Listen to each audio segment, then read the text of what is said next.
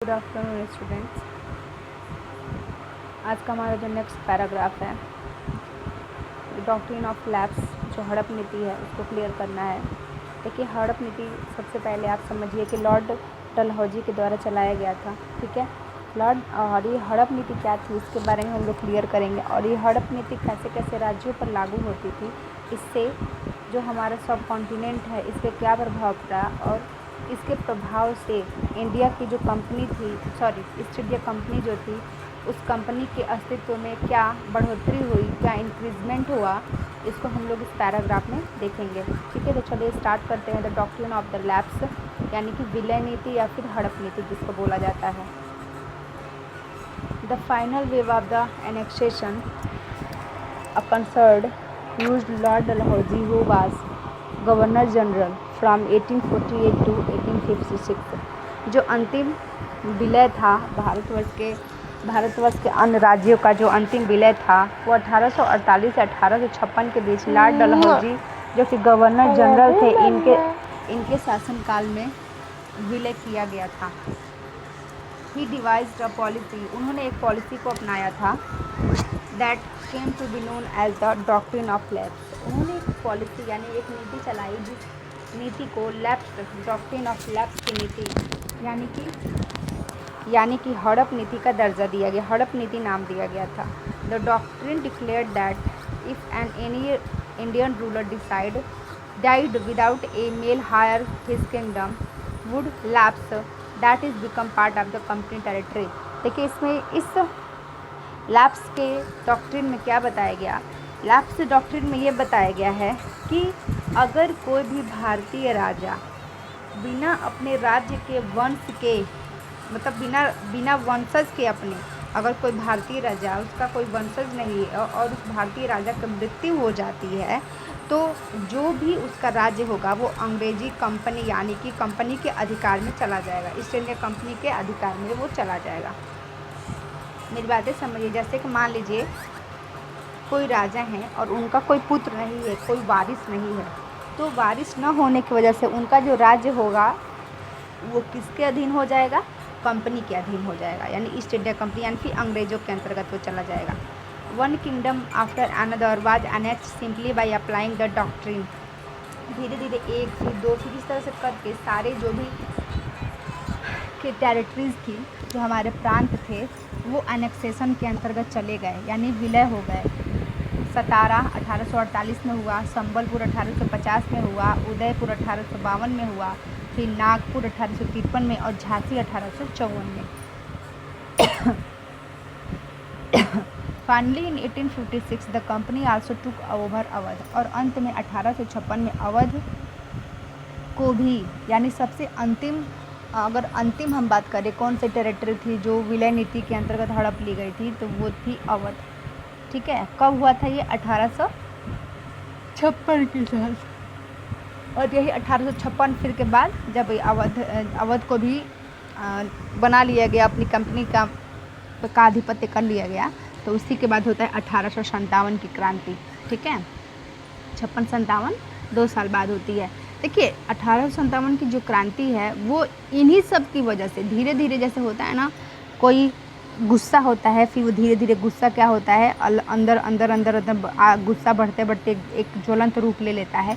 तो इन्हीं सब का गुस्सा था। जैसे हर एक जगह को इन्होंने क्या कर दिया था, वहाँ से उनके राजा की जो पदवी थी वो छीन लिया गया था। उसके बाद से उस राज्य को कंपनी के अधीन कर दिया गया था। तो धीरे धीरे इनके अंदर एक गुस्सा फैल रहा था।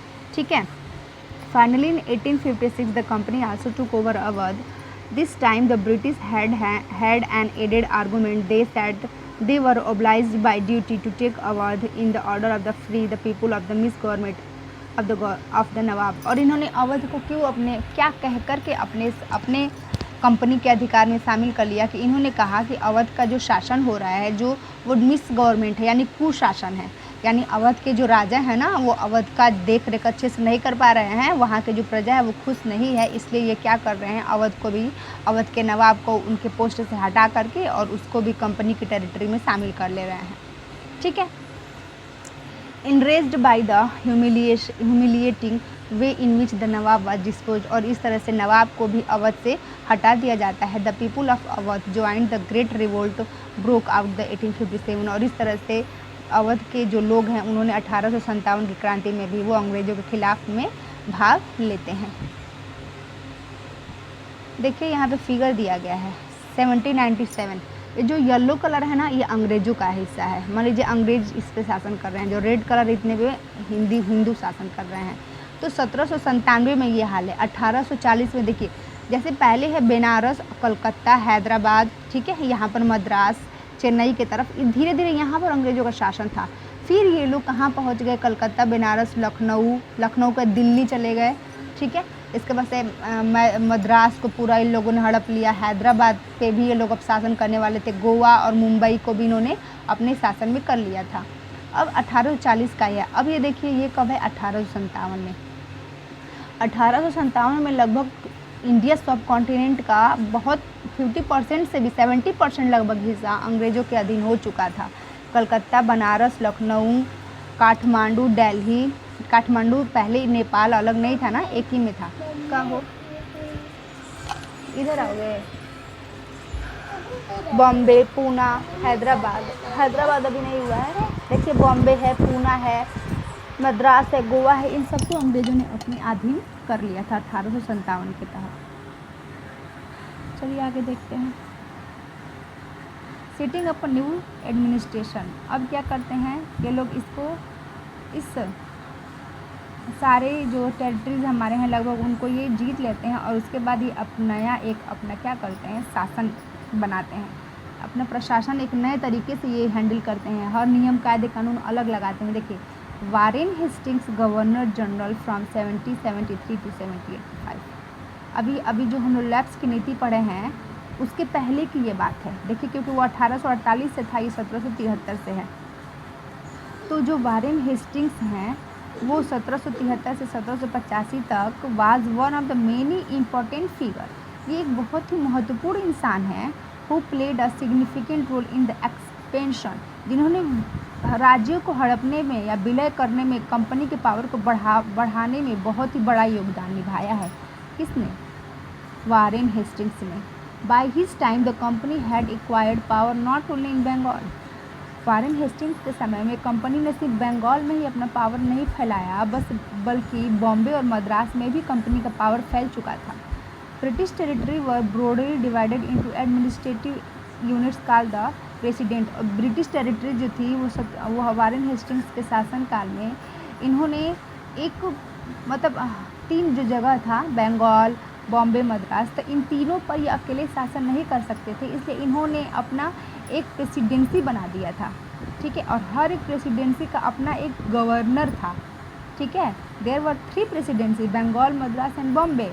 Each was rule by a governor, और हर एक प्रेसिडेंसी गवर्नर के द्वारा रूल की जाती थी। लेकिन इन सभी गवर्नर का, इन तीनों गवर्नर का जो मुख्य होता था वो कौन होता था? गवर्नर जनरल होता था, जो कि उस समय वारेन हेस्टिंग्स थे।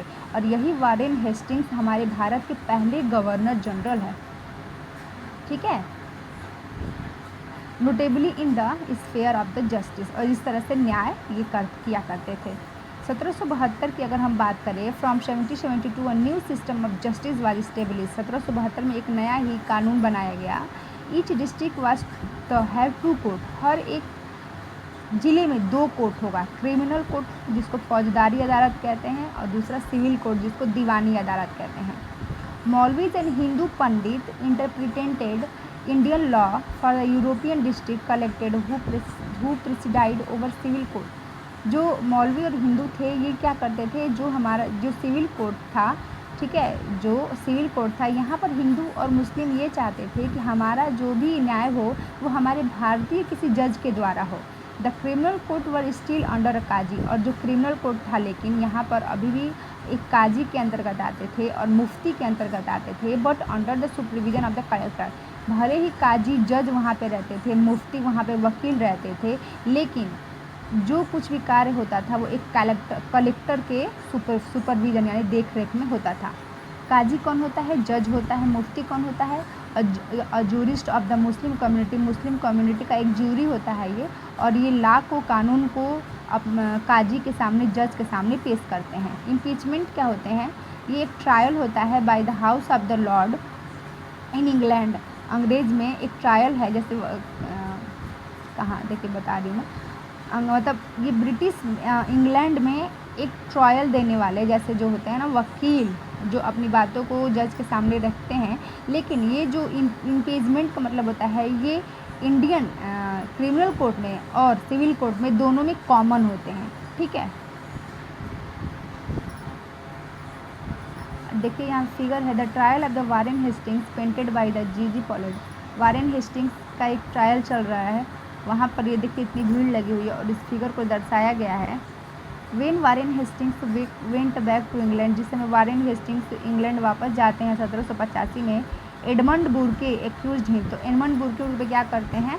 मिस गवर्नमेंट, बंगाल में मिस गवर्नमेंट का आरोप लगा देते हैं और इस मिस गवर्नमेंट के आरोप में उनके ऊपर 7 साल की सज़ा, मतलब 7 साल तक क्या होता है, छानबीन होती है। ठीक है, किसके ऊपर? वारेन हेस्टिंग्स के ऊपर। तो चलिए बच्चों, आज के लिए इतना ही रहने दीजिए, कल इसके आगे हम लोग क्लियर करेंगे। जो नहीं समझ में आया वो पूछिएगा। ओके, बाय बच्चों।